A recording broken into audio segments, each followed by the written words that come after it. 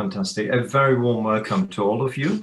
This is our ultimate session, our final session, and undoubtedly also the best session and the most amazing session in a row of and a range of very, very fascinating sessions that we had over the last couple of days. I'm really delighted you're all here and you haven't grabbed your suitcase yet and run to the flight home. So it's fantastic to have you. And we have a very, very packed agenda here today. But I just wanted to say a couple of words, just briefly, what's been a really amazing conference. This is the first conference we've done online, and we're very, very proud of how we delivered it. I hope you had an amazing experience, just like I am. This is the first online conference for me as well. And we had really invigorating and fascinating discussions in the plenaries and in the various partner sessions, etc. And I think we also achieved a really good mix of scientific evidence that was presented here in all the various fields in health management. And I hope that you were able to take up the offers of the various sessions and managed to get stuck into the discussions and debates that we've had over the last couple of days. Okay, we want to actually close this year's conference with a focus on the innovation in healthcare, and especially on how the cross-sectoral and the sort of like interdisciplinary collaboration really can boost creativity and encourage innovation in healthcare. And of course, at the forefront of that is always how it impacts patients. That's the main goal, the main purpose of what we're trying to achieve. Now, we're going to hear two great examples in this ultimate session, so bear with us. The fantastic examples about innovation and also how this can impact on patients. And we're starting with a hackathon, and the hackathon was actually organized behind the scenes. There were quite a few hackathoners, as it were, working furiously to kind of like find solution to a problem. And those of you who have been at previous EHMA conferences know that's always been a real highlight for us at the very end of the conference. And I'm really looking forward to this one as well. So we talk about the hackathon, but after that, we also have our esteemed colleague, Patricia Ravalico from Abbott, and she will, in a conversation with Federico Lega, she will actually tell us more about the program at Abbott at Univance and the healthcare excellence that they are producing there. So I'm really looking forward to that. It's our second part of the session, and then of course the thing that you've all been waiting for, we will announce the winners and the awards of EHMA and of the Karolinska Institute. So we're really looking forward to that as well.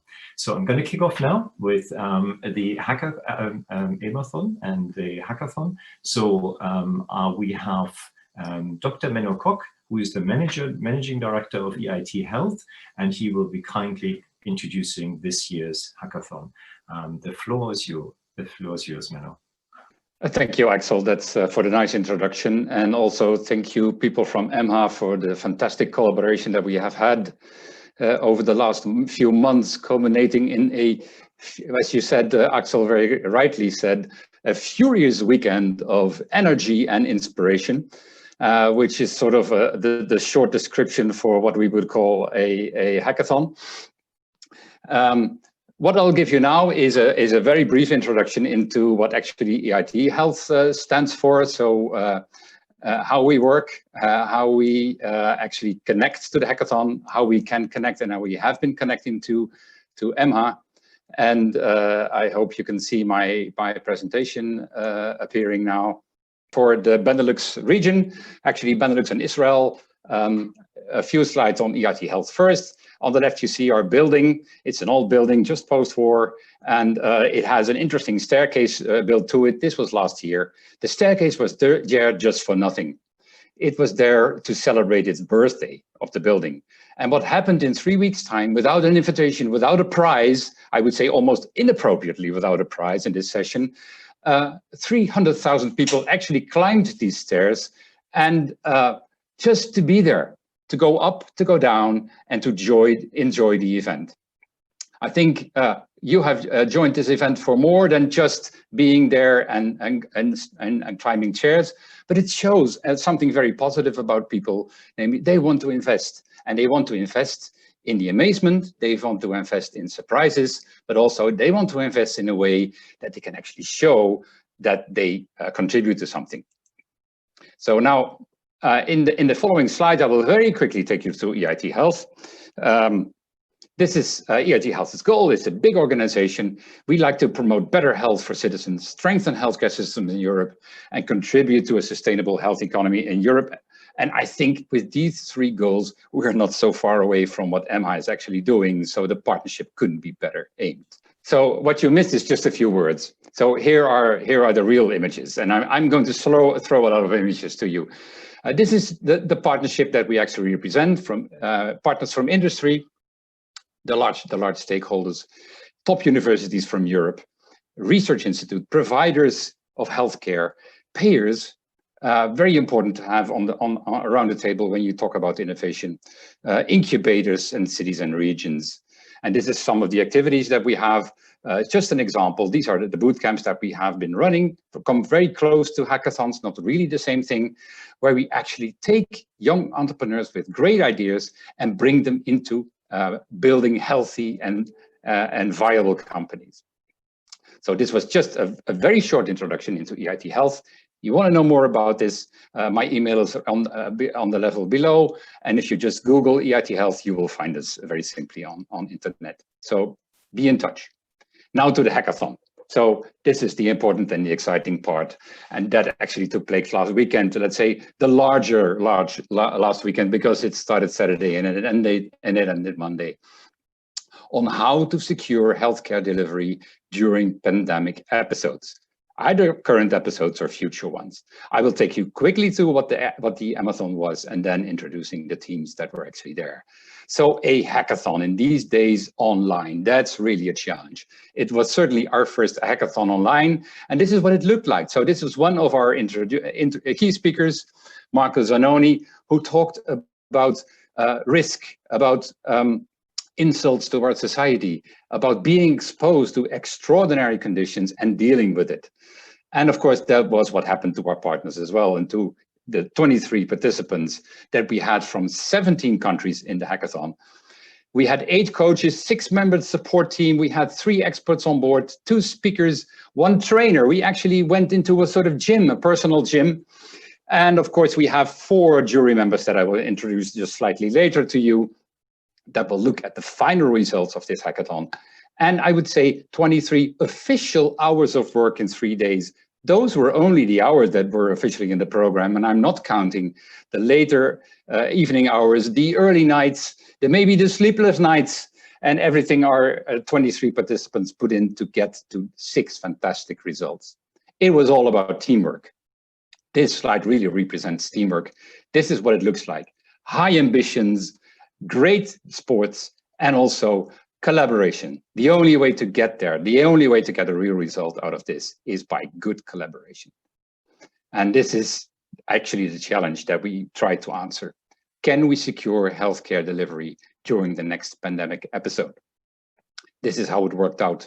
Typically, this is what our contestants saw for a while. On top, you happen to see team 6 with my picture on it. That's why I was so easy taking the picture.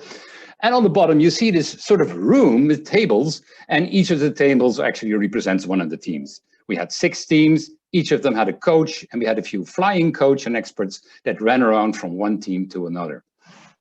This is what we saw, rather than pizza boxes, lots of people running around, notes going from one end to the other, and a lot of face-to-face contacts and a lot of interactions. We had to do it on the screen. And I would say our 23 contestants did a fantastic job doing it on the screen. These were the teams, you'll see them back later. These are the coaches. And there was something actually to make them, to inspire them, something to help them think away from the usual solutions and the usual way of drawing conclusions, let's say that. So some surprise for the for your brain. And one of the surprises was taking pictures of a tree. And not just one tree, lots of trees, and more trees, and more trees, and more trees. And all of these pictures were taken by our participants running out of their room, leaving their computers behind, and going into nature, having their brains washed with some fresh oxygen in the Sunday afternoon. These are some of the better ones. These were some that were very close to the final. And in fact, we selected one picture that we found really astonishing and really final words. And this is the one made by Margarita Mari, who now won the prize for the most inspiring picture of a tree during this hackathon. And this is the book full of interesting pictures and maps concerning, let's say, the future of our planet that she will get as a prize. This is just one of the prizes, but the big prize, of course, that we were talking about is the prizes for the teams. So what we have is the grand final with 6 teams that will present themselves to you and to the jury. They have identified 6 problems that they think are key to a pandemic. And to these problems, they found solutions that can actually be implemented and that should actually be implemented because they're worthwhile. They will pitch 3 minutes each and then I'll answer questions from the jury members. There are 2 prizes here that they can win. One prize for the best solution, that's the overall team prize, the relevance, the impact, is it a realistic solution? And the other one for the most original solution. This is the jury that we're going to have. And unfortunately, Ellie Braithwaite had to run away elsewhere for very urgent business, and she will be replaced by George Valiotis. Very last moment, even too short to actually change on the PowerPoint. In addition, we have Isabel Francois from Health House in Leuven.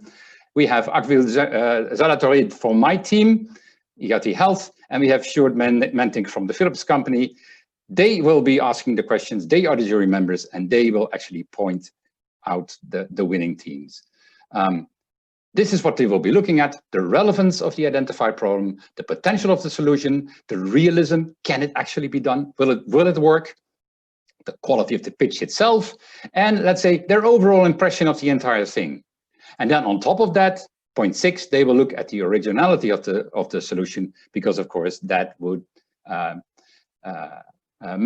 put the teams in the competition for the second prize that we have. These are the 6 teams that are going to pitch. And they will be in this sequence: first heat, then social box, health go, rapid repurpose, pandemics, and digital pathfinder. So I'm very excited to see the teams performing, and I hope you'll be excited afterwards as we were. Thank you for this for your attention, and we'll see you back with the jury verdict. Please now let's go to the teams. Welcome everyone. We're going to introduce you to the Heat app.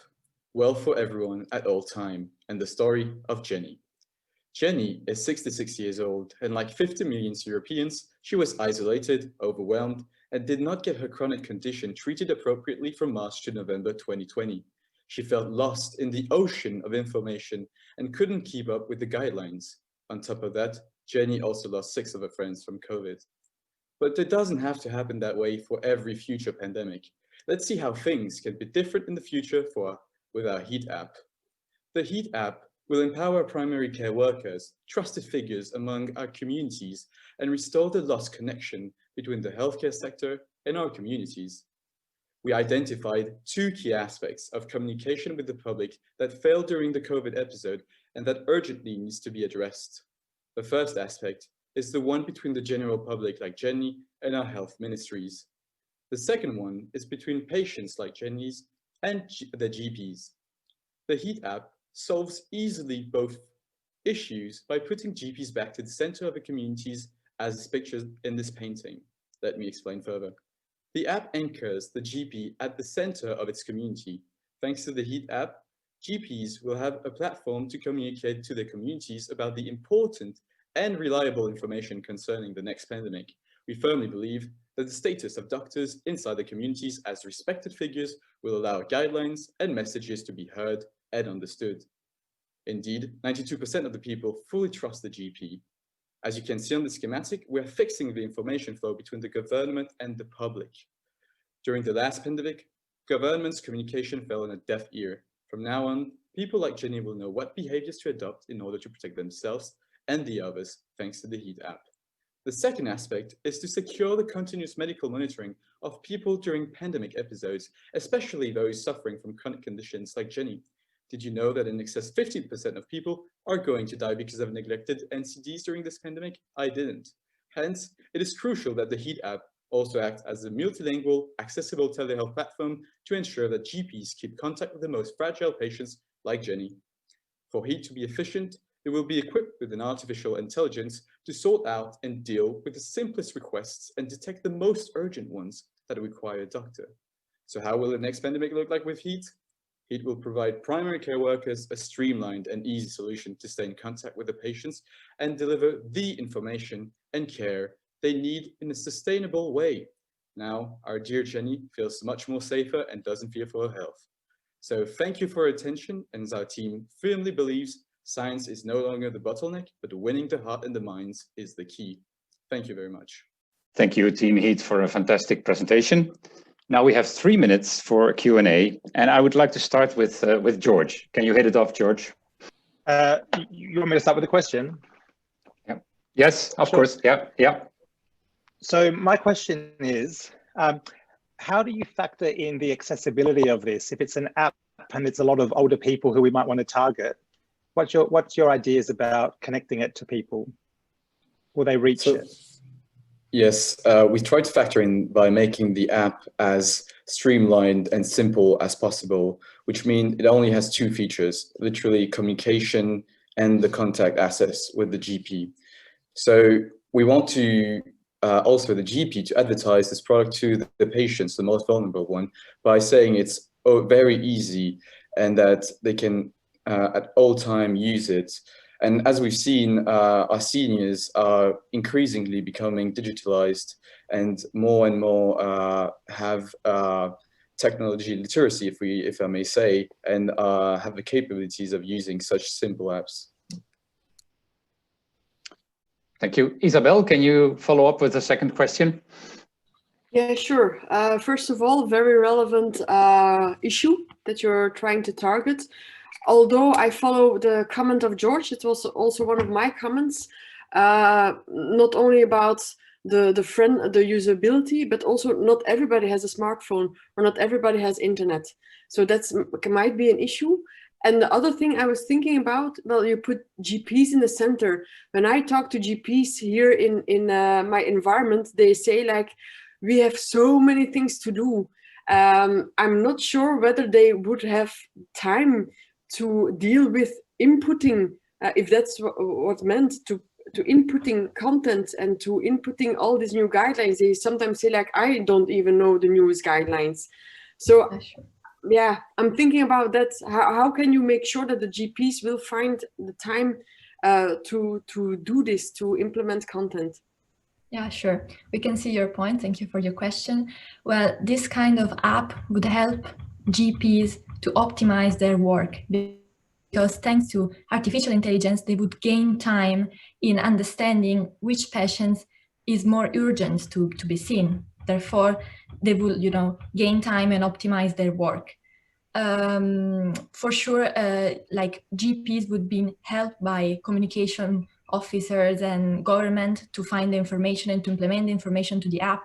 But the crucial point is that community sees that the information comes from the GP, so that the community can understand that these information are reliable and they can trust to this kind of information, which is one of the major problems that we have faced during the current pandemic. Thank you very much for these questions. There were 2 questions, there were 3 minutes, and we go to the next team. Thanks a lot. What we used to call Team 1, the HEAT team, and we now switch to Social Box, team number 2. Hello everyone, my name is Hannah, and today I will tell you my experience with the Social Box.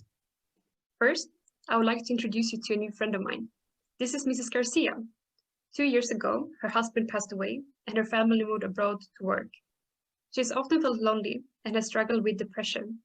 During the corona crisis, she is even more isolated, disrupting her mental well-being. Like Mrs. Garcia, many EU citizens report feeling lonely, and this number has even tripled during the pandemic. On top of that, in a World Health Organization report, 93% of countries stated that mental health services have been disrupted in healthcare facilities. So, how can we ensure that Mrs. Garcia and people like her can continue to receive the appropriate care? The idea is simple. We connect volunteers with individuals at risk. First, you sign up as a volunteer, self-isolate for a set number of days, and present a negative test result. You will then get informed on how to address your patient and then get paired up with an individual at risk to be their companion. This works the best with volunteers that already live alone in their own isolation bubble, but if the rules are followed, anyone can be part of this project. We strongly believe that this project can counter loneliness and mental health disorders, not only in pandemic, but also during normal circumstances. At the end of the day, what we all need is a friend. Someone we can spend time with playing a board game, going for a walk outside, or simply talking about our life events. We've also made a decision of highly investing in the UX design of our platform so that it is user-friendly. It is through Social Box that I met Mrs. Garcia. I have helped her buying groceries, but more importantly, spent time with her, talking, playing games, and taught her to make video calls so she can stay in contact with her family. We strongly believe that mental health disorders are the next global pandemic. In fact, we are already seeing its effect. With Social Box, we aim to bring psychosocial support to the lives of individuals affected by the pandemic, hence aiming to strengthen the individual mental health care among citizens.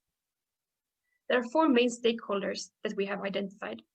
The benefits go beyond the mental health improvement of our users, ranging from the increased public health sector resilience to the decreased burnout of healthcare professionals.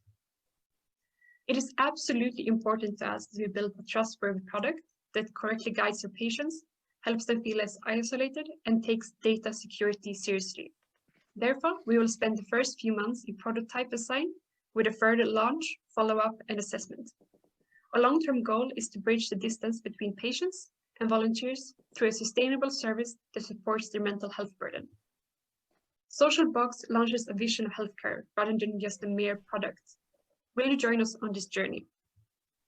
Thank you for your attention. Our team is now at your disposal for further questions. Thank you very much for an excellent pitch. Stuart, can I give you the floor? Absolutely. Thanks, team.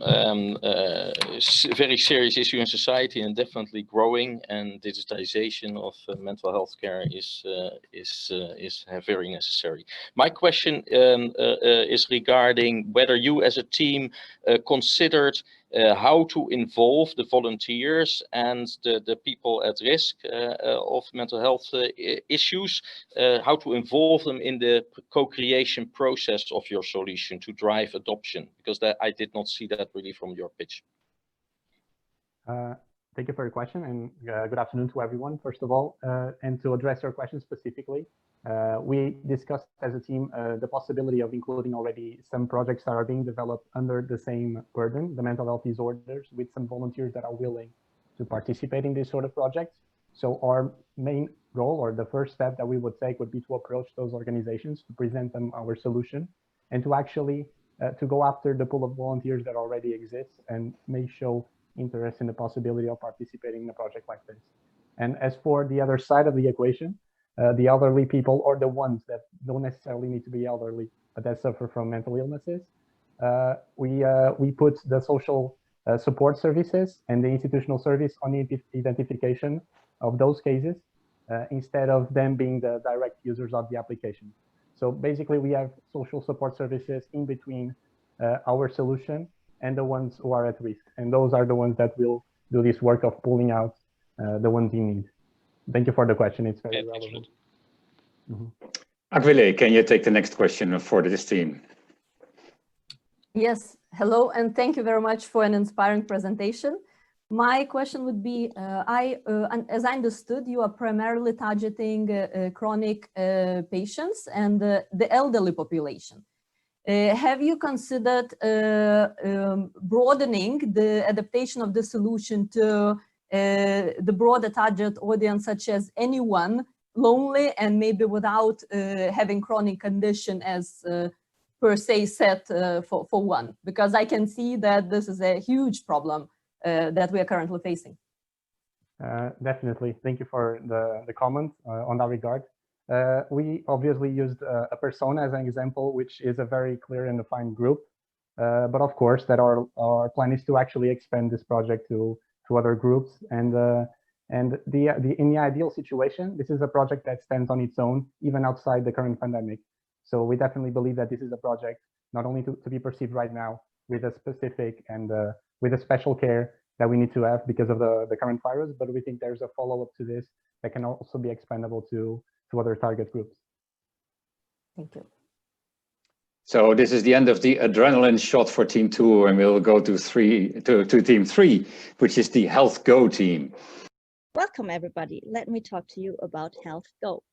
Looking at the current situation as a result of school closures affecting around 100 million children in total, they experience less physical activity, more time spent in front of a screen at home and or inside.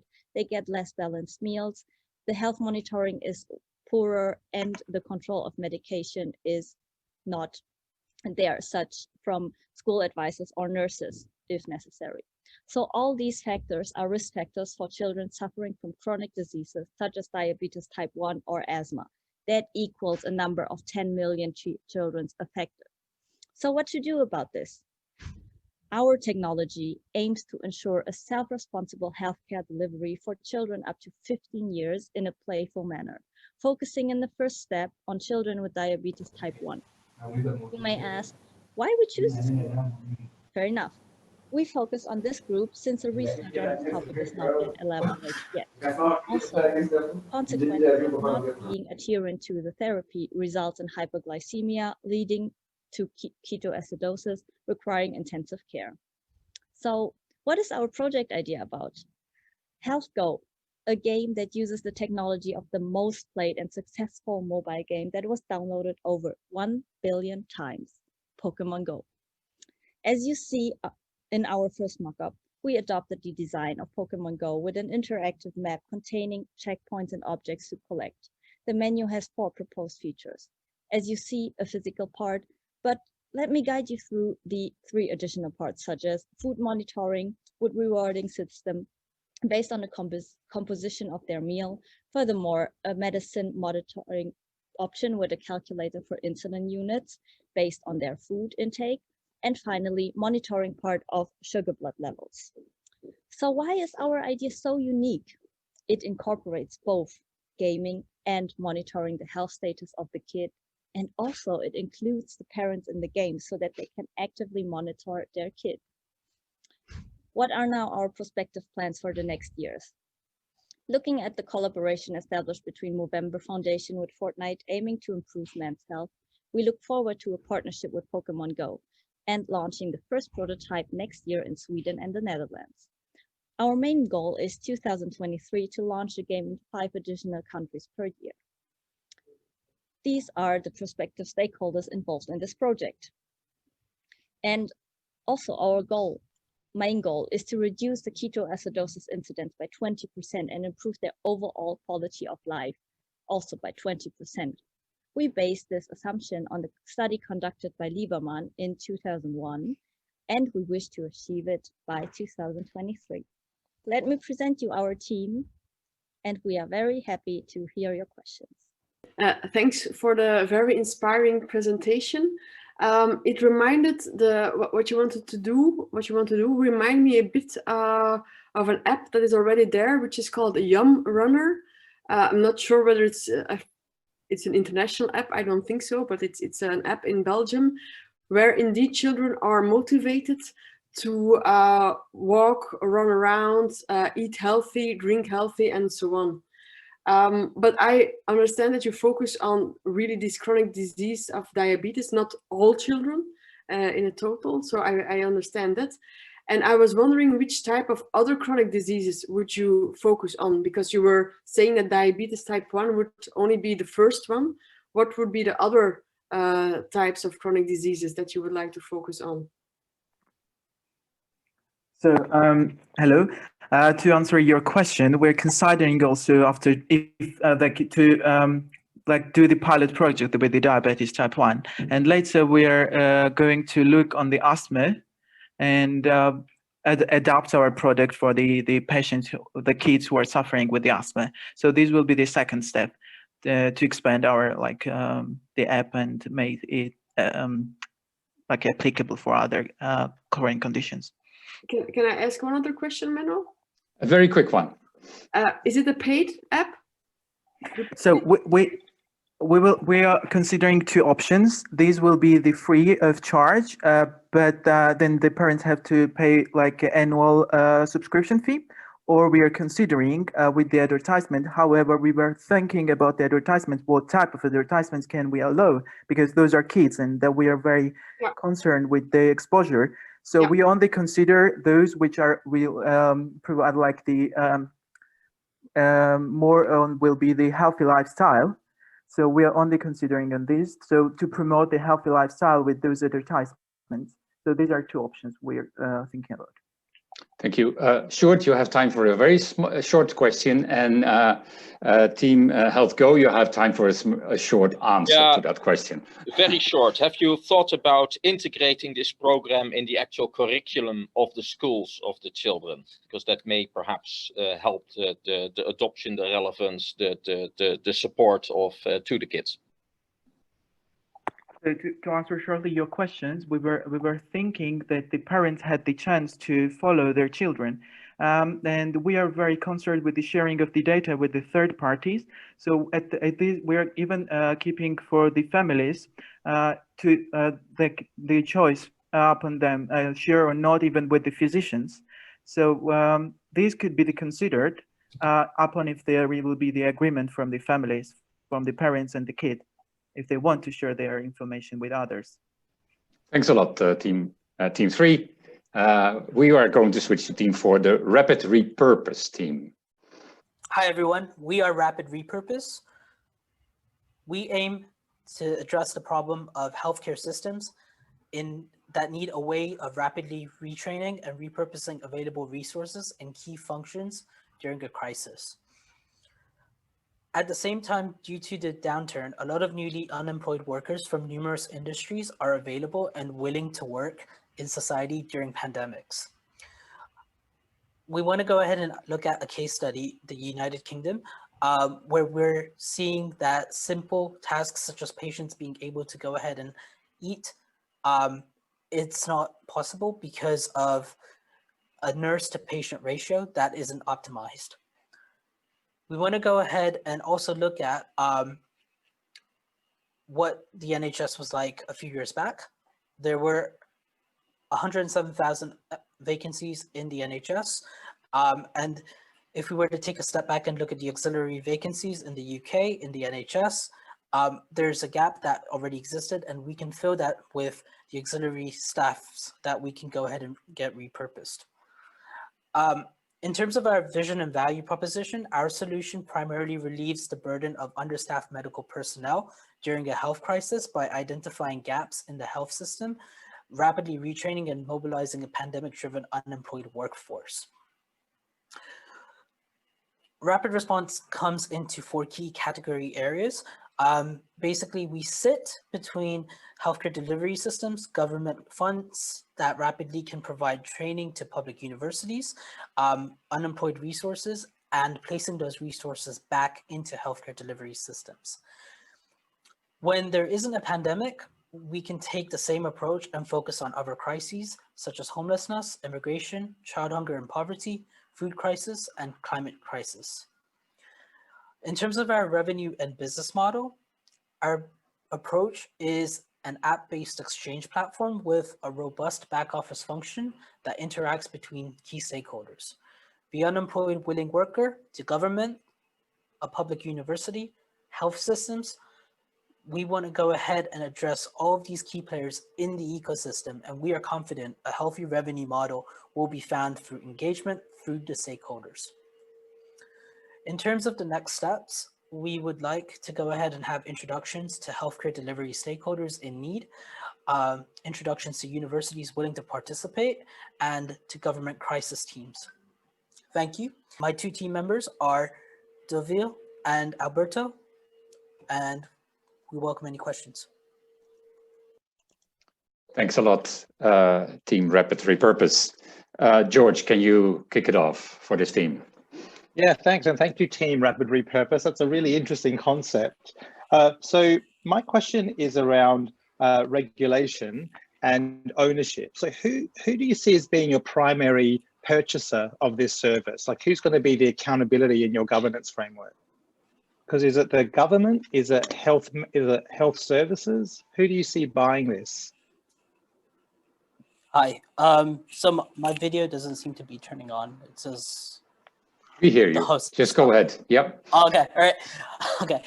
So in terms of accountability, it will be a government or a government team that oversees and manages the entire ethos around this. Okay. Yeah. Thank you. Aquile, do you have another question? Yes, indeed, a very interesting concept and interesting approach. My question would be, as pandemic is still ongoing and we all know we already lack of resources, can you make this work in a small pilot in, let's say, a month or 2 weeks from now? And what would be then your step? Absolutely. So we're very confident that our approach is very practical, and it is in bits and pieces. It's already being implemented throughout the world. So if we take a look at the UK, when the pandemic actually hit us here in the UK, 9 million volunteers signed up to work for free and to just do simple remedial tasks, whether it's picking up prescriptions or taking people to the hospital. If you take a look at what's happening out in the US right now, where there is an incredible spike of the coronavirus, in the rural areas, there's about one doctor in about a 300-mile radius. So in those areas, pharmacists, they're being repurposed as vaccine givers. So when the vaccine actually hits the market later on, they're going to be the ones that are going to be delivering it in the rural areas. So there are bits and pieces, there are elements of this throughout the health delivery system that are already in action, but nobody's actually gone ahead and taken it all and put it in practice. And so that's where we want to go ahead and come in, fill that gap, and be agile in implementing this, whether it's in this pandemic or in the next one. Thank you. Yeah. Thanks a lot, Team Rapid Repurpose. That was an interesting pitch and a good Q&A. So now all of the audience, you're on 2/3 of the pitches. There are 2 more to go. So I will give you 10 seconds to have a big breath of air because you will need it for the last 2 pitches. And so this is inviting Pandemics, the 5th team, to present. Pandemics, boosting the healthcare resiliency in crisis. We experience regular healthcare not being delivered. Healthcare burden is constantly changing according to the course of the pandemic. The pandemic will possibly reach multiple peaks, which are highly dependent on local, national, and international measures that is unclear whether we can cope with the demand. Our challenges: pandemic, crisis, uncertain times. EU healthcare systems are not fit to cope with the fast-paced change in patient volume and have a lack of resources. Fast, flexible answers are needed to constantly meet these needs, and the lack of workforce contributes to this problem. The increase in the capacity of the healthcare system can ensure continuity of regular healthcare. Here's our team who's helped assist and collaborate with this initiative. Our opportunity is that unemployment has been a direct impact from the pandemic. There's been hidden valuable pool of workers that can increase the healthcare capacity, and training up more people to work in the healthcare system is a great opportunity. Our solution turns unskilled individuals into skilled individuals, and the opportunity presents itself where people that are willing to help and people who are losing their jobs to become part of the pool of workers who are able to participate in the healthcare system. We are groundbreaking, and this is a flexible and scalable initiative where help is needed. We offer cross-business expertise and the availability to fulfill tasks on both a daily and weekly basis, further optimizing resource allocation and planning a system to be helpful during both present and future pandemics. This is adaptable to different healthcare systems, and flexibility and speed are key to these solutions. Our strategy is the healthcare helper, which has many positives. We aim to lighten the burden on fully trained healthcare professionals, and this is a new opportunity in healthcare where anyone can join from any discipline, which is short, targeted first trainings of about 2 to 5 days. We offer flexibility, centralized training and allocation, and even offer fast reallocation after the second training if required. Let's take a look at our roadmap. Our next steps are to solve common problems.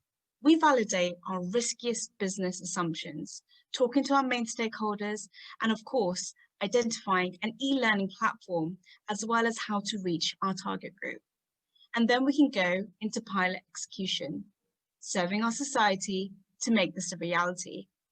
We will look into grants to set up our platform and start. And as we foresee it now, our business model will be business to business, lowering the threshold for participants and getting paid when they receive their first loan. To conclude, we provide the solution to integrate manpower into the healthcare system that would normally be out of it. Flexibility is a key to our survival. We are Team Phoenix, looking forward to answering your questions. Thank you. Thanks a lot, Team 5, for this excellent pitch. And I would like to invite our education expert, Agwile, to start off the questioning. Thank you. I would like to ask you, because you said that your focus is on business to business. So which companies, stakeholders that you are currently involving in being your first, so to say, stakeholders in bringing forward your solution? Yeah, thank you so much for this question. First thing that I have to say is that our primary need is to validate our business assumption with our potential stakeholder. So we see something like 3 main group of stakeholders. The industry partners, so for example, for set up the platform as a completely learning platform. The educational partners, so we are targeting mainly the academic hospitals and the university. And moreover, we also will have the governmental partner, both at local level, let's say the municipalities, at the regional level, and let's say at the European level, like the European Commission. So I think that really this kind of triangle will be key for success. And if I may follow up, is there a specific market you are focusing on? One country or Europe, all Europe in one go?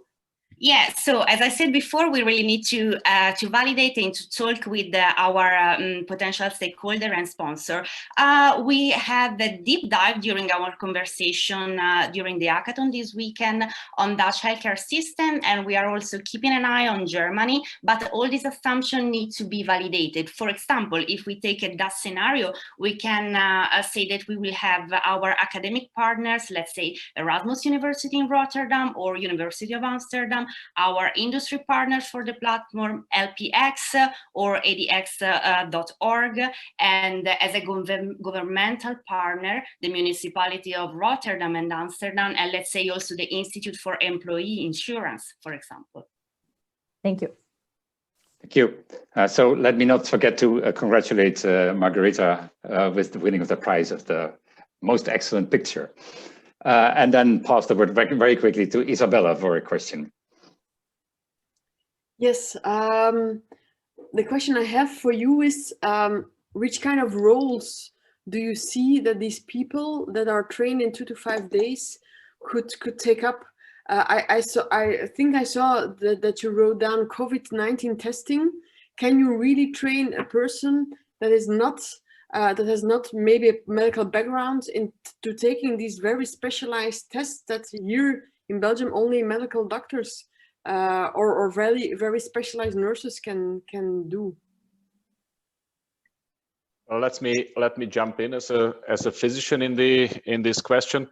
Of course, it's important to look at the regulatory and legal aspect of all the of the job, but training someone to take a test, it can be trained. Of course, the regulatory issue is very important. That's why I thought even to train someone to take a test takes a week, because we need to explain them all the details of patient safety of the worker, of patient data safety, and so on. But to take a test seems to be relatively easily trainable. Okay. Thanks, Team 5. That ends the questions for you. And then we all go to the last presentation, the presentation of what we always call Team 6, but it's really Team Digital Pathfinder. We would like to introduce our service model, a digital pathfinder that helps patients and doctors find their path in a different scenario. For example, a pandemic. During the current pandemic, we see that 60% of European patients report a lack of access to care. On the other hand, we see that healthcare workers had difficulties to deliver healthcare services. As a consequence, patients are not being treated and a part of the healthcare workers are overloaded with work. Our objective is to secure access to healthcare and reduce the stress of hospital staff during a possible scenario B, for example, the pandemic. The key to the solution is change the way of work in your hospital that contains new elements to deliver healthcare during different scenarios. It's a pre-designed and structured way of working. During different scenarios, we simply need to flip the switch of working from pathway A to pathway B. The components of pathway B can come from anywhere, but the structure should be in place. We help you to fit those pieces for a pathway B that's solid and usable. And this is how we do it. We are going to work together with the user, the hospital. We will design it with you, test it with you, implement and maintain it with you. And of course, make sure your hospital staff is educated in the way of working, so that everybody in the hospital can make the switch. If we do it like this, the patients have access to care. Hospital professionals know how to work because there's pre-organized pathways and workflows, and hospitals maintain their healthcare delivery at an acceptable level. And this is the impact of having a pre-designed pathway: saving lives, regular access to regular care, lower loss of quality of life, and clarity and transparency of care processes. So, like Winston Churchill once said, never waste a good crisis. Let us learn from history and the pandemic that we are in, and put the successful elements in a single pathway that we can use in special scenarios. This way, our hospital staffs are ready for change. Thank you for listening, and thank you for my team for working together. Thank you, George, for your pitch. And now Team 6, here are the questions to start off with Sjoerd. Yeah, indeed. So what COVID has done in part is accelerate e-health solutions to the max. So I think that is very appropriate. You set out a grand vision, which I think many can share. So my question is much more down to earth. As a pathfinder, as you show yourself, what do you consider the first practical, actionable and profitable steps on your pathway? Hello, my name is Dana. The first step on the pathway is, of course, to design the processes and to choose the patient group that would benefit the most. We were thinking that the first patient group would, of course, be comorbidity patients. But the important thing is that we're not offering an app or a tool that hospitals have to buy and integrate into their system, but we're giving hospitals a choice to use their own system so that the flip of the switch could be done. Thank you. George, it's your turn, of course, as the host of this meeting, to ask the last big important question to this team before we resume and find the winner. Here you go, George. So my big important question is, one of the big themes of this conference has been about multi-stakeholder approaches. It sounds like you're doing something that taps into their existing system. And so we think about everything from the service providers to the back-end laboratory to the patient outreach. How would you make sure that all of these different stakeholders can understand your product and feed into it? Well, I think that's an excellent question, and that's exactly what our product provides. It provides that nobody really has to change what they're doing, but that they can adapt right away when the situation arises. So if a pathway is pre-designed to act A, in a normal situation versus B, in a crisis situation, then really nobody has this, oh my God, what will I do now moment. They will rather just, just change their way from A to B, which is pre-designed. Thank you. I think that ends the Q&A for the 6 teams. Thank you, team 6. Now, before I hand the mic back to Axel for the next part of this program, the jury will convene on a separate channel. You will not see that, of course. And we will have a fight of 15 minutes to determine who is going to be the winner of the 2 prizes. So we'll be back in 15 minutes with that. But before we actually leave you, I would like to take the opportunity to thank the EHMA team for an excellent organization and for a great collaboration. And we hope to extend that to the future. So Axel, here you go. Jury members, here we go out of the room into another one. Thank you. Thank you. See you thank soon. you so much, Menno. And thank you to all the teams, all 6 teams. And of course, I echo the words, very, very kind words to the EHMA Secretariat. And may I just say, I'm sure I'm speaking for everyone in the room here. I'm really impressed by the professionalism and also the sort of polished nature of their projects and of their presentations. So really, really impressive. And of course, as Menno said, the jury will come back in about 15 minutes and we will hear who the winner is, so bear with us. Now, we're coming to the second component of this very exciting session.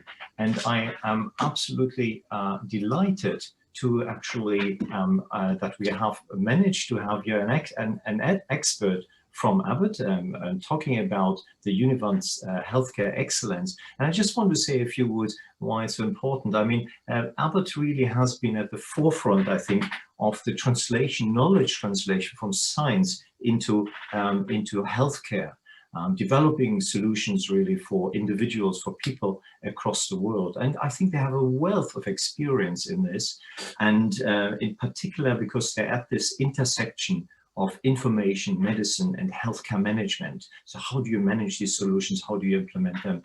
And we are absolutely delighted to hear about a particular solution and a particular program from them that was done by them now. And that will tell us more about this sort of like interplay of science and innovation in healthcare. So I am excited and very, very proud that we have Patricia Ravalico here. And Patricia will be in conversation with our own outgoing president, Professor Federico Lega. Federico, I hand this over to you now.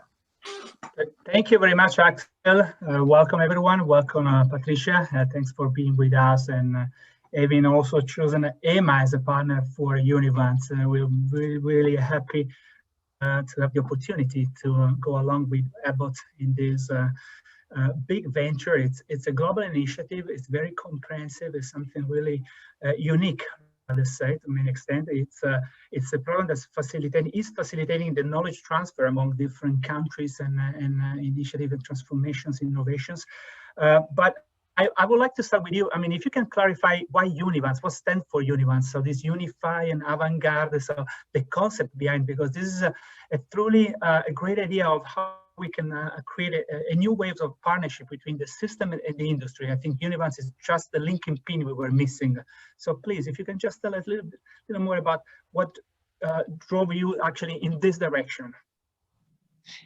Yeah, you know, one of the I run the scientific leadership group for Abbott, and one of the blessings that I've had over the years is the ability to learn from best practices and talk to health systems that are doing remarkable things. And I think we've learned even from the last few presentations that change can be hard.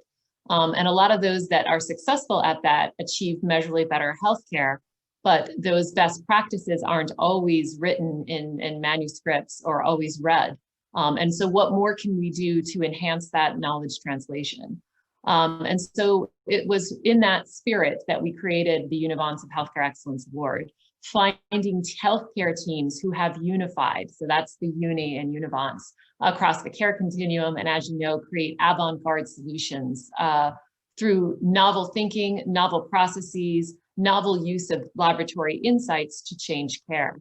And not unlike what we're asking health professionals to do within their sectors, which is unify across disciplines, we've done the same with leaders like EHMA, organizations across the healthcare spectrum as well that focus on healthcare quality, that focus on healthcare economics, laboratory medicine, health information IT management systems. Because often if we don't have all of the right stakeholders at the table thinking together, committing to solving that problem together, you don't achieve the outcomes, or you can't measure the power of those outcomes. And once we have great outcomes, if we talk about that, if we celebrate that success, it inspires more care projects around the world to do the same. So emulating that. And that's a huge aspect of why we created the award. 1, to find the best practices, 2, to celebrate them, but 3, to amplify them in ways that they hopefully inspire more care projects around the world. That's really great, and that's really fit with EHMA. So we're really happy to be partnering this adventure with you. It's been a learning experience also for us. I just want to share with the participants that we have a short paper in which we included all the insights and inspiration coming out from the project, and it's going to be available.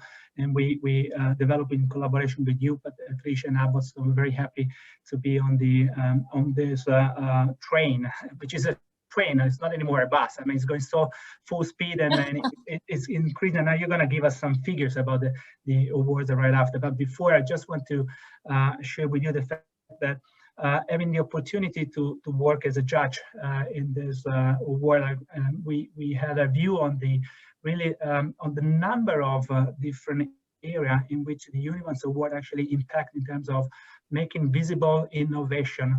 We have things that goes from team working.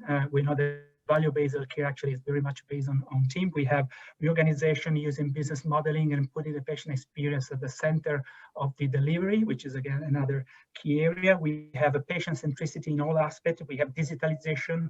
We have innovation going into the skill mix between human resource management. We have networking, hub and spoke. So if you really want to have a view of how value-based care can be developed within health organization, I think you should look at Univance project. So please take a look at the insights and also pay for performance and value-based purchasing. So really a number of things.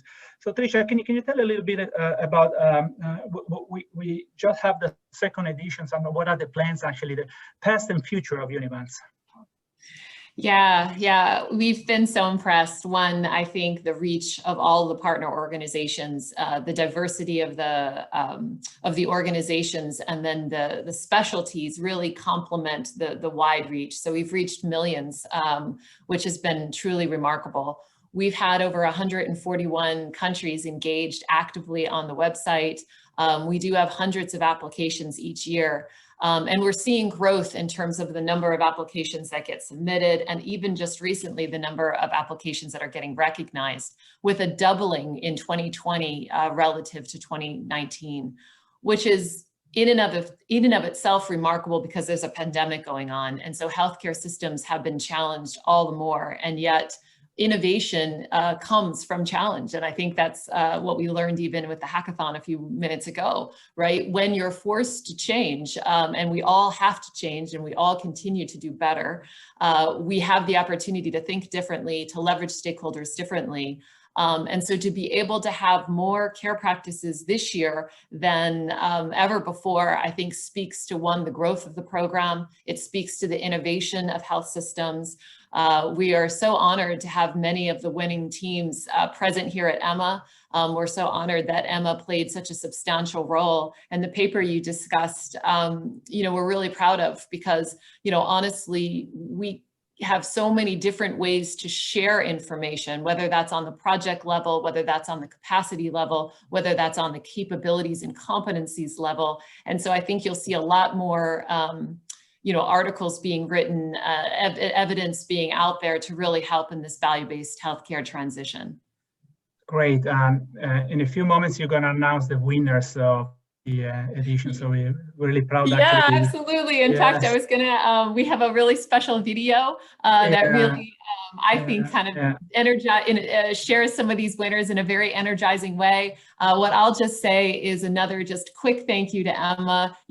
The partnership is outstanding. A quick shout out to all of the partner organizations, but also all of you as healthcare leaders who are challenging the status quo, working together, solving problems together. And I encourage you and your teams to look up about these winners that we'll be sharing and revealing in a few minutes, because we're all in this together and there's greatness happening around the world. And what the program is designed to do is celebrate that.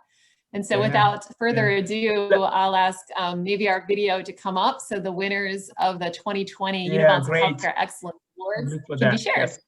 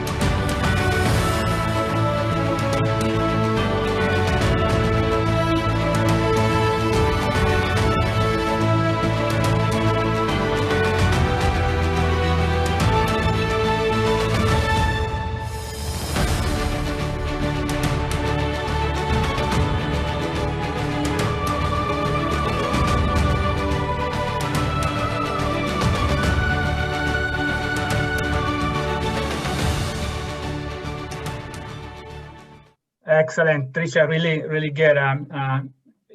Can you just say the one thing, then you can comment on the winners and say something more. That what we really love also is the fact that Univance it's really generating this. It's pushing our health organization, the team, to contaminate between the clinical environment and the managerial organizational environment. So there's this clash of cultures always we found in healthcare, and this unifies, not just about unifying the clinical environment, is also a link in so that's a great achievement also on the side, because having these people talking together, working together to improve healthcare is actually what we need. So we're really happy. We represent the management side, but we very well aware actually that without the clinicians and the clinicians leading, we will not change our organization. So we're really proud to be partners of this initiative with like Univance. So please keep going on this. Thank you. Yeah, we're so privileged to continue this quest. We're excited for the next steps. The new cycle for the award will open next year. In the meantime, there'll be a lot of papers and manuscripts, and I know there's a lot of media right now. We just did the global reveal here today at EHMA, but 2 days ago to the winning organizations in a very exclusive online ceremony. There hopefully will be some more ceremonies locally, because one of the winning opportunities is to be rewarded with executives at their health system to celebrate that union and to say thank you. What I love about the winners this year is that they are so diverse. It's everything from reaching rural communities that don't have access to care and really finding early stages of disease to prevent and protect population wellness, to very critical situations where people are presenting to the emergency room and you're trying to reduce length of stay and reduce risk associated with all of those that may be exposed unnecessarily to other diseases as we're facing the pandemic. And the solutions vary just as much as the care projects in the disease states, right? Everything from using IT technology and clinical decision support to really just having process solutions related to, if you're undergoing surgical needs and there's a risk of bleeding. And so I can't possibly go through all of the different care projects. I can say that there are 24 sites that got recognized. They all are well deserving. It's because of that we were able to, to celebrate all 24 here today. And I just want to say thank you. Please, I invite everybody to visit the website, to visit even the Abbott site here, or the Abbott site here, even on the profile that we have in partnership with EHMA. And we have the materials shared in multiple ways, both scientific on the website. We have health management focus with the KPIs associated with each here on the EHMA site. And then, as Federico mentioned, there's a really engaging paper that has just started to culminate to behaviors and categorization of some of these projects, so that we can try and help figure out what we might be talking about next year, a year from now at EHMA 2021. Great, thank you. Thank you, Tricia. This has been quick, but obviously there's quite a lot to discover looking at the Univant's website. But also remember the participant, we have a specific Univant booth here at EHMA. You'll find in the chat box the link, so please go and look at that. And on top of that, we're gonna keep for 2 months on the platform all materials, so you have plenty of opportunities to look at that. Also, some of you may already have met Laura. Laura was going around trying to engage you on a conversation about transformation in healthcare and also connection with the lab environment. But please, if you didn't talk to her, you still have opportunity to do it now.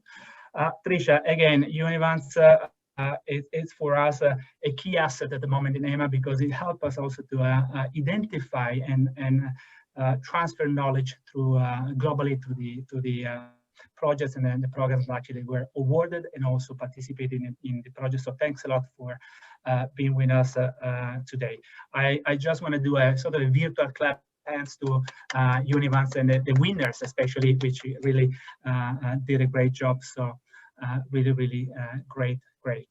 I'm now giving back the floor to Axel for the rest of the plenary. Axel, the floor to you. Tricia, thanks again for being with us today.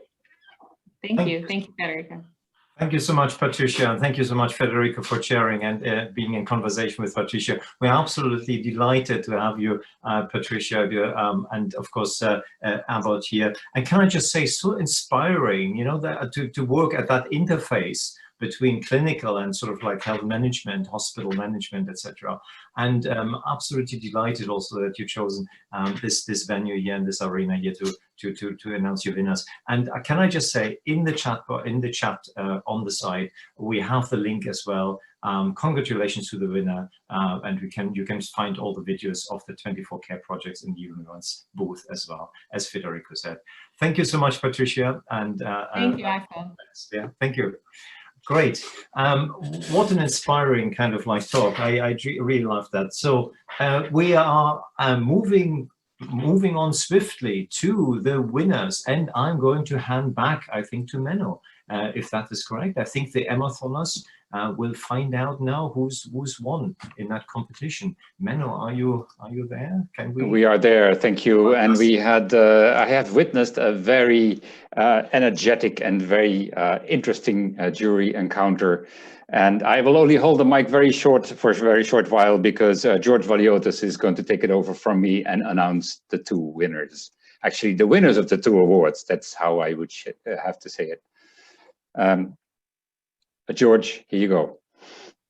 Thank you, Menno. It's I'm channeling Ellie Breedveld, who I'm covering for just now, and it was a difficult decision. The projects were really interesting, and we imagined that with time, all of them could grow into something even more dynamic. So exciting to be part of these starting steps. What we chose in the end was Project Social Box as the winner. We were really impressed with its scalability, with the difference that it can make in the world, and we'd love to see that one going forward. So that's the one we chose as the winner, and I applaud to you. Congratulations. Thank you so much. Thank you. And on another note, the other colleagues cannot be here, 2 of them. So we also want to thank them with Max which is here also, and to thank the organization of the project. It was really insightful, both for us and also the opportunities and the moments we had to change ideas with the other teams, which also present very interesting ideas. And thank you so much once again. Well done to you, and keep up that great work, and we'd love to see how it moves forward. Now, for the second prize is originality. And so, again, this was also difficult because they all had really interesting elements, but the ones that we chose in the end were two, which was Rapid Repurpose and Pandemics. And those two projects for us clearly had some similarities about the workforce, and we want to see you guys taking this even further ahead. So we'd love to see how you can grow this and problem solve some of the ideas that you were questioned about, and we'd love to see more. So you win the prize together of originality.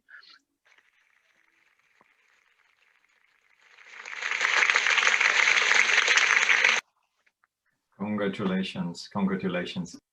Thank you very much, Menno. It's been a pleasure collaborating with you guys again. Thank you, guys. Likewise, and I have to say, it feels like a soccer match with an empty stadium, but a lot of people actually watching. So good luck next year with the conference, and I'm sure that we'll be there in some way again. Absolutely. Bye-bye. Thanks so much. Fantastic. Thank you very much to the jury, George, there as well, and of course to Menno, and to all the teams as well. And just to pick up the metaphor of the soccer match, really Premier League here today. So I really absolutely delighted. That's been fantastic. Thank you very much for all the teams for the hard works in the background and these really inspiring projects and ideas that we are all about here at EHMA. Great. We are moving on now to another award ceremony. Surprise, surprise, we've got plenty of awards. And I think we're moving on now to the award ceremony of the Karolinska Institute Medical Management, Karolinska Medical Management Center, and the Research Award. And I will hand over now to actually Mats Brommel. He's been with us for quite a few years, and we're absolutely delighted that Karolinska are with us here today to present the award. Mats, over to you. Thank you, and good afternoon, everybody. The intention of the award program is to stimulate the interest in health management research among early career researchers in order to ensure that there is a succession of next generations. And I would like to put this in plural. The announcement of the award is usually advertised when the annual conference is launched towards in the beginning of each year. And the contestants for this award are selected in a peer review process among people who have submitted abstracts. So being a finalist in itself an achievement, which I would like to emphasize this afternoon. This year we invited 4 finalists to attend the conference and to present their studies. You find the names and the titles of their presentations in the program, and I would urge you to consult the program, because I'm not going to repeat all the details. But I will briefly describe the 4 projects that were presented during the PhD session yesterday.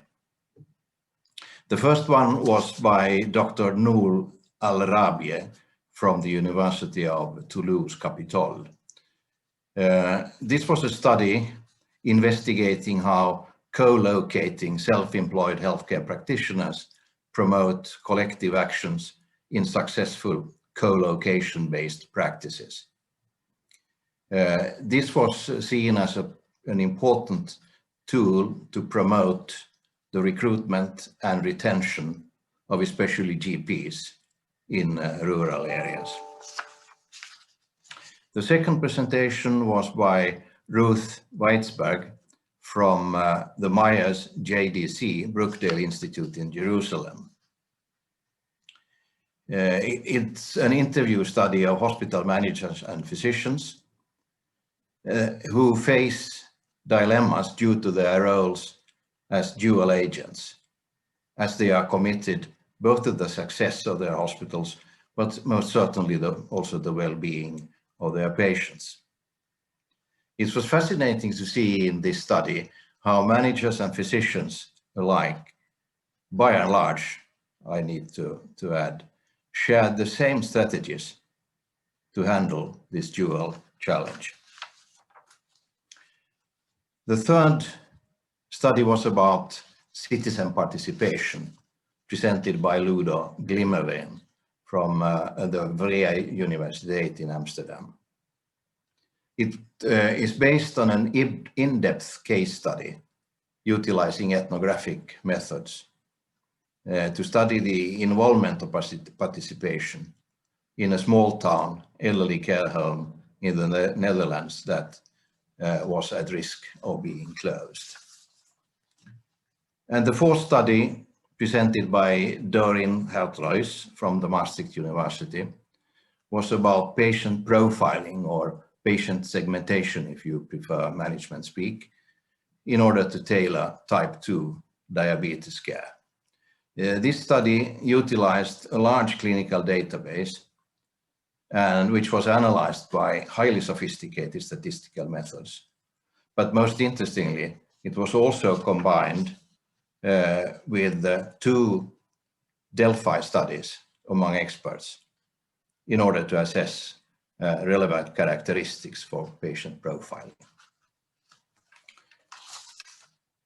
Now, all these 4 presentations were assessed by the EHMA president, members of the board and the scientific advisory council, and myself. And I have to say that this was really a tough task, not to say agonizing. We had at our disposal 4 excellent presentations based on years of work in PhD projects. In the end, one has to make up one's mind, and that was also what this selection group did. But actually, to demonstrate how difficult the task was, we in the end decided to split the award because we found 2 very worthy winners. And those are Ludo Glimmerveen and Doreen Hertruys.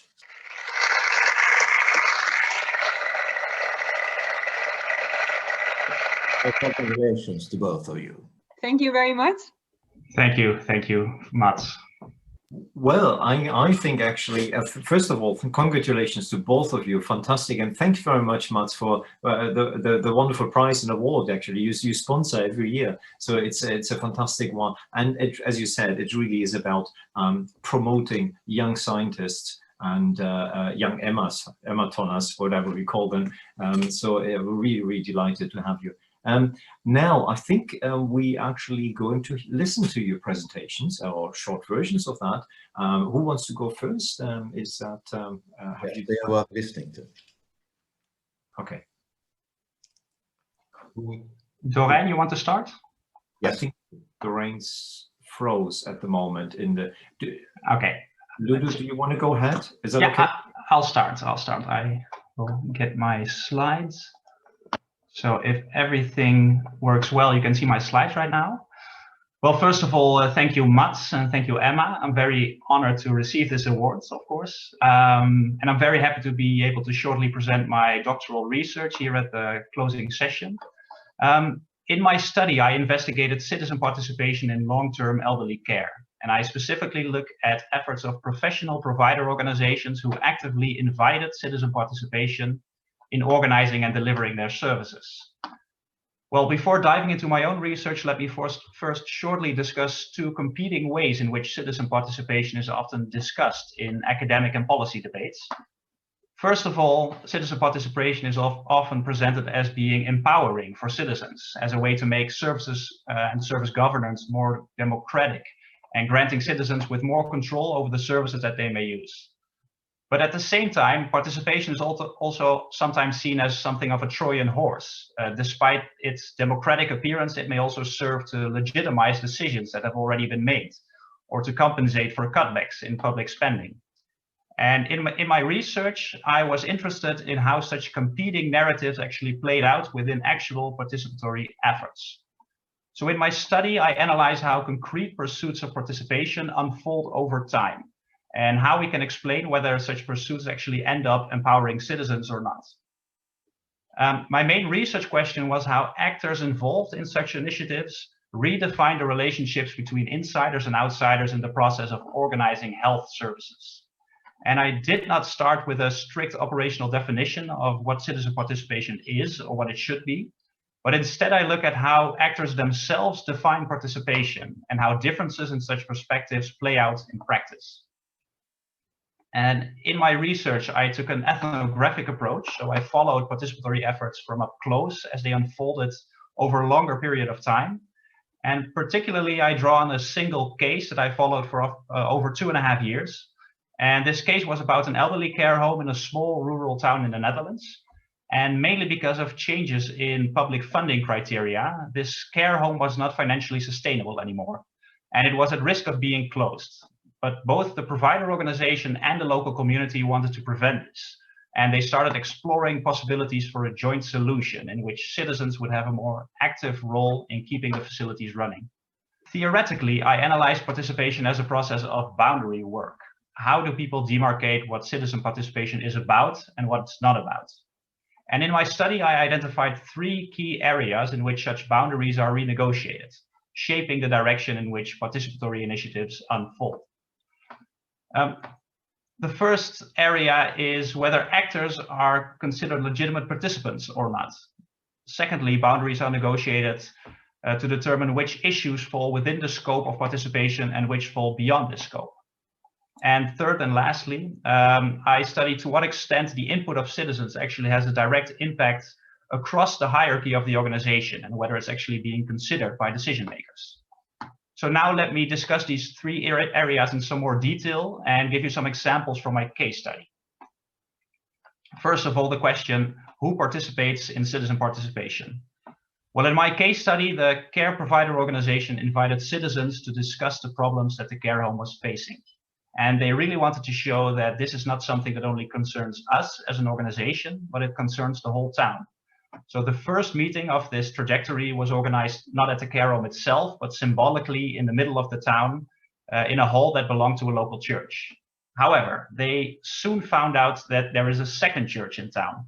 And when organizing the meeting at one church, then half of the people in town would not show up. So they learned here that the community as a single actor only exists on paper. So when engaging citizens, there is always the question of who is sitting at the table and who is not sitting at the table, and whether this is legitimate. So how these questions are treated has major implications for the character of participatory efforts. Then as a second domain, I studied negotiations over what participation was about and what issues were part of its scope. So for some, participation was about giving more control to citizens over the decisions that affected them. So from this perspective, citizens are seen as partners in strategic decision-making. But at the same time, others held a more instrumental perspective on participation. Citizens were needed to fill the gaps of activities that had become unaffordable, making them instrumental volunteers that would take over tasks that were formerly done by paid employees. So my study shows that these competing perspectives actually often coexist among actors within the same participatory initiative. And this sometimes leads to fierce debate among employees about the appropriate role for citizens. And the outcomes of such debate heavily influence the character of participation. As a last domain, my thesis shows how participatory efforts relate to internal power dynamics within an organization inviting participation. So generally, top-down leadership and hierarchy are considered barriers towards effective participation. And while a degree of decentralized governance is indeed required to make participation effective, I also show how top-down enforcement at many occasions help to stimulate a more inclusive approach of citizens, as not all employees automatically followed the imperative to take citizens seriously. So the events in my study show that top-down support, or the lack of it, can still make or break the impact of citizen participation. So as a short wrap-up, my research draws attention to three somewhat paradoxical processes that shape the pursuit of citizen participation. First of all, the active engagement of citizens in organizing services inherently entails the inclusion of some and the exclusion of other citizens. And this is not always a problem, but it does require ongoing reflection on who is and who is not involved, and on whether that's legitimate or a problem. Secondly, while participation is about external connections with citizens, the character of participation is very much an internal political affair. This means that participation advocates should not only focus on building bridges with citizens, but also invest in this internal process, making sure that participation is taken seriously within their organization. And lastly, it's important to recognize that top-down support may remain crucial to make citizen participation matter throughout an organization. So decentralization is not always the answer to effective participation. So thank you very much. And also thanks to Emma again for providing the platform for sharing my research. That's fantastic. Thank you so much, Ludo. That's absolutely brilliant. And thank you very much for this. If we were on the stage, we were now in Rotterdam. Of course, Mats would hand over this big oversized check now. Oh, we've got Doreen back. That's fantastic. Doreen, glad to have you back. I think what we're going to do is we're going to go over to your presentation if we can. Thank you. Well, thank you very much for awarding me the EHMA Research Award. It's a great compliment to the work I've been doing in the past years, and also congratulations to Ludo. To give you a sneak peek of my work, I will share with you some of the results of the research I conducted during my PhD trajectory. And this research is about patient profiling to tailor type 2 diabetes care. In the Netherlands, almost 1 million people have type 2 diabetes. And these people are at high risk of developing long-term complications, such as cardiovascular disease, chronic kidney failure, vision loss, and amputations. This also makes diabetes a very costly disease. In the Netherlands alone, the estimated economic burden of type 2 diabetes in 2016 was 2.9 billion euros. In the Netherlands, the type 2 diabetes care is based on evidence-based care standards. These care standards recommend primary healthcare providers, for example, to monitor patients with type 2 diabetes 2 to 4 times per year, and when and what type of medication to provide. Internationally, Dutch diabetes care is considered to be of very high quality, but it also has its drawbacks. One of the major drawbacks is that the care recommended in the care standards is highly standardized, based on the average patient with type 2 diabetes, but the average patient does not exist. Not all patients seem to benefit from this one-size-fits-all approach, leading to differential treatment effects. Therefore, I came up with an approach to tailor diabetes care. In this approach, patients' biomedical characteristics such as blood pressure and weight, as well as psychosocial characteristics such as social support and self-efficacy, are identified and used to stratify patients into clinically relevant subgroups with similar care preferences, needs, and abilities. In this figure, you can see that patients with a low level of healthcare needs might prefer incidental email contact with a primary care provider to self-manage their health. On the other end of the spectrum, patients with a high needs profile may favor general monitoring in general practice, combined with individual nurse-led education. In my dissertation, I call the subgroups of patients patient profiles. To develop the patient profiles, I use several methods. In the next part, I will highlight 2 of these methods. The second study I conducted for my PhD research included a latent class analysis. In a latent class analysis, subgroups of people are identified based on a certain characteristic. In my case, the characteristic was diabetes control over time. In a latent class analysis, subgroups of people are identified based To conduct the analysis, I used 2 different populations. The first population included patients with newly diagnosed type 2 diabetes who were part of a diabetes care network from the north of the Netherlands. I started the analysis with this cohort, that's why I call it the development cohort. The second population also included patients with newly diagnosed type 2 diabetes, but from a care network from the south of the Netherlands. I validated my results of the development cohort using this population. That's why I named it the validation cohort. In the development cohort, I found 3 subgroups of patients, one with good diabetes control, one with improved diabetes control, and one with bad diabetes control. The subgroup with good diabetes control included 76% of the patients. In the validation cohort, I also identified 3 subgroups of patients with similar patterns compared to the development cohort. After these latent class analyses, I built a prediction model using machine learning to be able to predict which patients belong to which subgroup. I found that when using a patient's weight, diabetes control, and triglycerides, which is a measure of heart health, we can accurately predict in which of the 3 subgroups a patient belongs. However, because a personalized approach to the treatment of type 2 diabetes cannot be developed without the opinions of healthcare providers and patients, I also conducted a Delphi panel, which is a method used to arrive at a group opinion or decision by surveying a panel of experts. In this case, I wanted to know the opinions of healthcare providers and patients with type 2 diabetes regarding important characteristics for determining the healthcare needs of patients with type 2 diabetes. The Delphi panel consisted of 3 rounds. In the first round, participants received a survey in which they had to state the importance of each patient characteristic for determining healthcare needs. In the second round, they received the results of the first round to give them the opportunity to adjust their opinions. In the third round, they received a similar survey to the survey in the first round, but without the characteristics where consensus was already reached.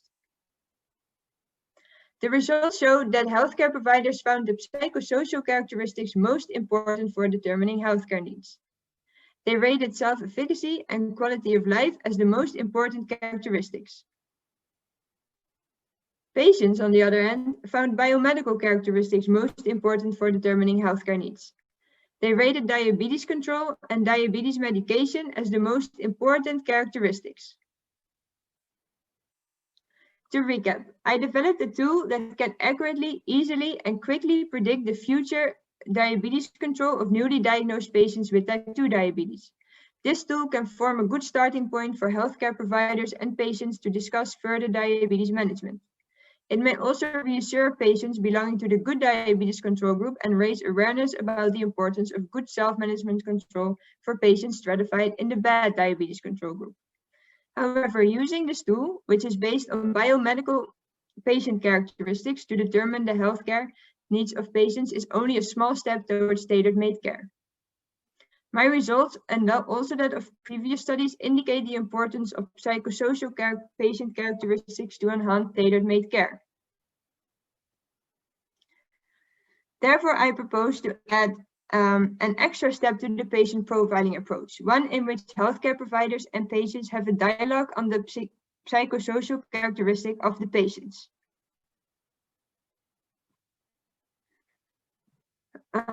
For example, about his or her experience with the disease, quality of life, and social support system. Based on their predicted diabetes control and psychosocial characteristics, healthcare providers and patients could then pick the best matching care from a toolbox full of care possibilities. This could lead to reaching the so-called triple aim: better health outcomes, satisfied patients, and reduced healthcare costs. Thank you very much. Thank you so much. Thank you so much, Doreen, for fascinating, and thanks very much to Ludo as well for fascinating presentations. And can I just say also a big thanks to Mats and the Karolinska Institute. And I know of colleagues who are now professors in healthcare management who say to me that they actually years back won this award. So can I just say this thing may start careers. So really, really positive. And thank you very much for sponsoring that award, Mats. Excellent. And congratulations to the both of you, the winners. Thank you so much. Fantastic. Thank you very much. And we are moving on now, and we have more winners to announce. So what we need to do is EHMA has also awards for the best European paper, the best non-European paper, and the best poster. And again, furiously behind the scenes, panels and juries have been looking at all the papers and all the posters that have been submitted and trying to pick the best one. And I'm going to just announce the winner of those, but they have been actually selected by panels and by juries. And of course, what you can't see, I've got this golden envelope right in my hand. I'm just going to open it up now and announce the winner. And the winner is for the Best Poster Award. The Best Poster Award goes to, here's the title, The Economic Burden of COVID-19 Hospital Management Results from a Pilot Study. That's by Dr. Caterina Biancardi. And Caterina, I have to say, it's a real team effort, because you, it must be a fantastic team effort, because you listed about a dozen team members. So I'm just gonna say it's by the team led by Dr. Caterina Biancardi and Dr. Emanuela Porras. Fantastic, congratulations. This is the Best Poster Award, and congratulations to you, Caterina. The best non-European abstract award goes, and here is the winner. The best non-European abstract award by EHMA goes to Examining the Health Workforce Governance Through the Lens of the Profession, a Reanalysis of New Zealand's Primary Care Workforce Policy Actions by Dr. Gareth Rees. So Gareth at ISAN University in Lima in Peru. If you're out there and you just linked in, this award, the non-European Best Non-European Abstract Award, goes to you and your work. Congratulations! Really delighted to have seen that work. And the last award that we need to announce now, that is the Best European Abstract Award. The Best European Abstract Award. That is for the European, and that is actually a joint award. So joint winners. The panel thought and the jury thought it would award this award to two abstracts, and the two abstracts are: why the presentation of outcome information is indispensable in making treatment decisions for multiple myeloma, and the authors are Dr. Mirjam Galvelink. So that's a team around Dr. Mirjam Galvelink in the Netherlands at St. Antonius Hospital. So that is the first winner, and the second winner, that is the same joint winner of the first prize, is Magnet for Europe, a EU-funded cluster randomized trial of a targeted, multifaceted intervention to improve clinical work environments in European hospitals. And the authors are Dr. Simon Diallo and quite a few colleagues around the world. I can see there Walter Sermois as well from Belgium. So the joint award here goes, the second team is around Dr. Simon Diallo and colleagues. So congratulations to all the winners. That's been fantastic. And I hope you have a bit of a celebration later on. And EHMA will, of course, be in touch. Okay, we're coming now to the end of the conference, and I just wanted to briefly reflect on some of the issues that have cropped up over the last couple of days. And I just wanted to say a big thank you to all you, all the participants in this conference, all those who have actually presented papers and abstracts and posters, and we're absolutely proud of having such a really top quality scientific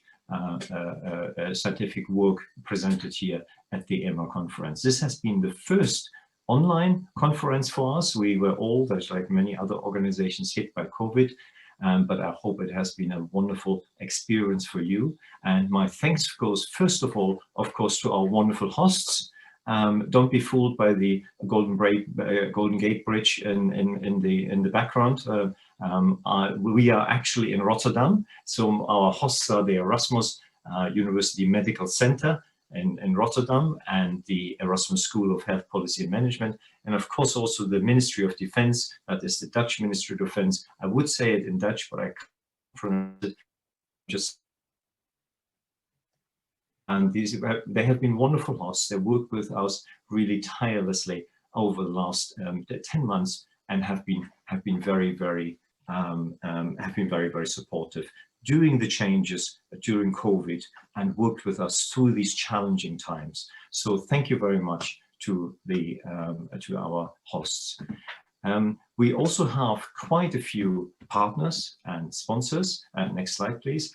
And can I just say, these conferences would not happen without the sponsors and the partners that we're working with over the whole year, really, in preparation for a conference like this. And of course, we're absolutely delighted to have one of our key partners here today, that was Abbott, and presenting their Univance Healthcare Excellence Awards. So, but there are many others, and of course, the Good Governance Institute is with us as well, and the Nordic Healthcare Group, and many others. I can't name all of them, and Sanofi and Pasteur as well. So thank you very much, just like the European Observatory. I hope you also enjoyed the more physical kind of like exercises and the relaxation exercises and some of the social activities around that. And they were, of course, also funded and sponsored by some of our partners that are on the slide. So thank you very much to all our partners. Okay, and then I just wanted to say a couple of personal words. Obviously, EHMA is now in a transition from one presidency to another, and our outgoing president, Federico Lega, has been earlier in this session, of course, and I just, as the incoming president of EHMA, I just wanted to say a big thank you for all his fantastic work. And I think I speak on behalf of the board, of all board members, but also on behalf of all the members of EHMA and the sponsors, to really express our gratitude for his tireless and enormous efforts over the last 2 years to make this a better organization and to improve the organization. He has been really at the forefront of making key decisions, amongst others, leading on the appointment and selection of our new executive director. And we are absolutely delighted that Federico stays on the board and continues with EHMA, his work with really important work with EHMA and the sponsors and partners. So big shoes to fill, but I'm determined that I'm at least trying. And I wanted to say one of the priorities for me is really to make this a first-class top membership organization in Europe. And I know that the board will actually be with me on this. We are really only as good as our members are, and as good as the engagement from our members is with us.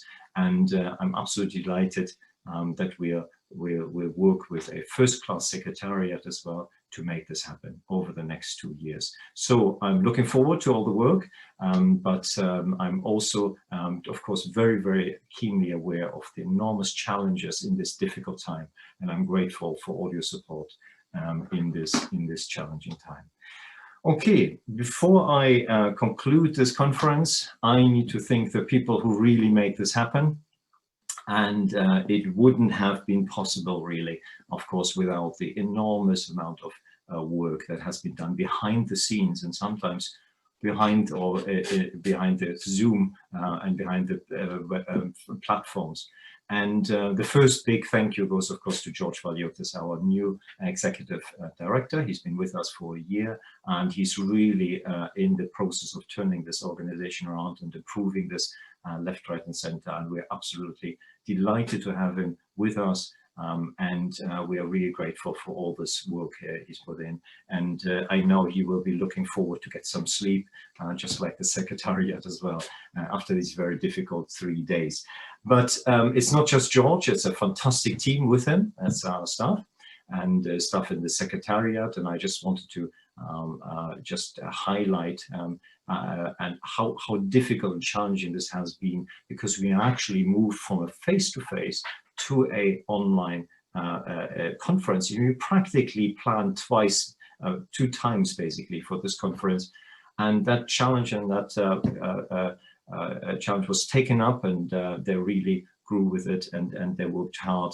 First of all, of course, the absolute superstars of the Secretariat, Frederica Magheri, Chiara Gonzi, and Federica Nestola, who've been really the heart at the core, at the heart of the organization of this conference, supported, of course, by Sabri Romane and Laura Kande.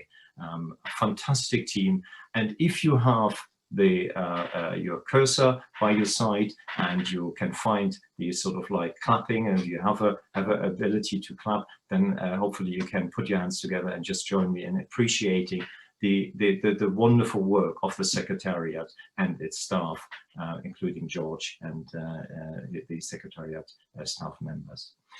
Okay, this is it from us. I am absolutely, I'm a bit exhausted as well, but also very, very, very, very excited to look forward to the next iteration of the conference, of course. And you can all take your flight home wherever you are. And I hope we see each other next year. Don't forget, EHMA runs a wonderful webinar series, and I hope you click on our website and link into that. It's a very successful webinar series, and that might be the next opportunity to see you all. Okay, thank you very much for all your participation, for all your attention, and your wonderful comments and suggestions. And as the Welsh say, ta-ra, goodbye.